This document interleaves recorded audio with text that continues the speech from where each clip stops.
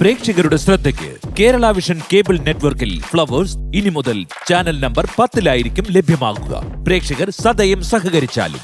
Malappuram നടുവത്തെ Nipah സംശയത്തിൽ സമ്പർക്ക പട്ടിക വിപുലീകരിച്ചു. 151 പേർ നിരീക്ഷണത്തിലുണ്ട്. 2 പേർക്ക് കൂടി രോഗലക്ഷണം കണ്ടെത്തി. ഇവരെ മഞ്ചേരി മെഡിക്കൽ കോളേജ് ആശുപത്രിയിൽ പ്രവേശിപ്പിച്ചു. സാമ്പിളുകൾ നിപ പരിശോധനയ്ക്ക് അയക്കും. വിപിൻ സി വിജയൻ മലപ്പുറത്ത് ചേർന്നു. വിപിൻ, നേരത്തെ 26 പേരുള്ള ഒരു സമ്പർക്ക പട്ടികയാണെന്ന് വിപുലീകരിച്ചിരിക്കുന്നു. 151 പേരും വരുന്നു. അതിന്റെ വ്യാപ്തി കൂടുന്നു. വലിയ ജാഗ്രതാ നിർദ്ദേശമാണ് അവിടെ ഉള്ളത്. നിലവിൽ ഈ ലക്ഷണങ്ങളുള്ളവരുടെ ആരോഗ്യസ്ഥിതി എങ്ങനെയാണ്? അവർ എവിടെയാണ് ചികിത്സയിലുള്ളത്? എന്തൊക്കെയാണ് പുതിയ വിശദാംശങ്ങൾ? ഇനി പൂനെയിൽ നിന്ന് നമുക്കൊരു അന്തിമ റിസൾട്ട് കൂടി കിട്ടാനുണ്ട്. അതും കൂടി കിട്ടിയാൽ മാത്രം ഇത് ഉറപ്പിക്കാനാകുമോ? വിവരങ്ങൾ.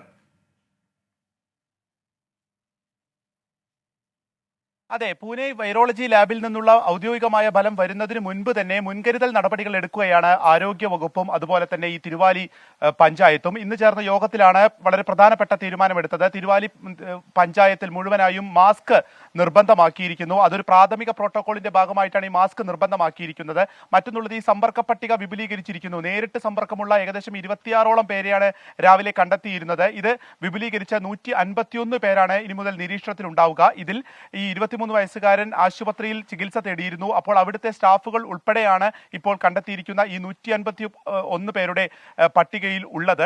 ഒപ്പം തന്നെ 2 പേർക്ക്, ഈ സമ്പർക്ക പട്ടികയിലുള്ള 2 പേർക്ക് രോഗലക്ഷണം, അത് പനിയാണെന്നാണ് ഇപ്പോൾ കരുതുന്നത്. അവർ രോഗലക്ഷണത്തോടു കൂടി ഇപ്പോൾ ചികിത്സയിലുണ്ട്. അവരെ മഞ്ചേരി മെഡിക്കൽ കോളേജ് ആശുപത്രിയിലേക്കാണ് മാറ്റിയിരിക്കുന്നത്. ഈ 2 പേരുടെയും സാമ്പിളുകൾ നിപയുടെ പരിശോധനയ്ക്ക് വേണ്ടി അയക്കും. ഒപ്പം തന്നെ ഇന്ന് വൈകുന്നേരത്തോടു കൂടി ഈ നിപ ഔദ്യോഗികമായിട്ടുള്ള ഒരു ഫലം വരും എന്നുള്ളതാണ് കരുതുന്നത്. അതിനു മുൻപ് തന്നെ വേണ്ട എല്ലാ നടപടികളും എടുക്കുകയാണ് ആരോഗ്യവകുപ്പ് ഇപ്പോഴത്തെ ഈ ഘട്ടത്തിൽ ചെയ്യുന്നത്. കാരണം ഇപ്പോൾ പെരിന്തൽമണ്ണയിലെ ഒരു സ്വകാര്യ ആശുപത്രിയും അതുപോലെ തന്നെ മഞ്ചേരി ഒരു ആശുപത്രിയും എന്നായിരുന്നു മുൻപ് കരുതിയിരുന്നത്. അതിന് കൂടാതെ തന്നെ ഒരു ആശുപത്രിയിൽ ഒരു സ്വകാര്യ ഡോക്ടറെ തന്നെ ആദ്യത്തെ ഘട്ടത്തിൽ ചികിത്സ തേടിയിട്ടുണ്ട് ഈ 23 വയസ്സുകാരനായിട്ടുള്ള യുവാവ്.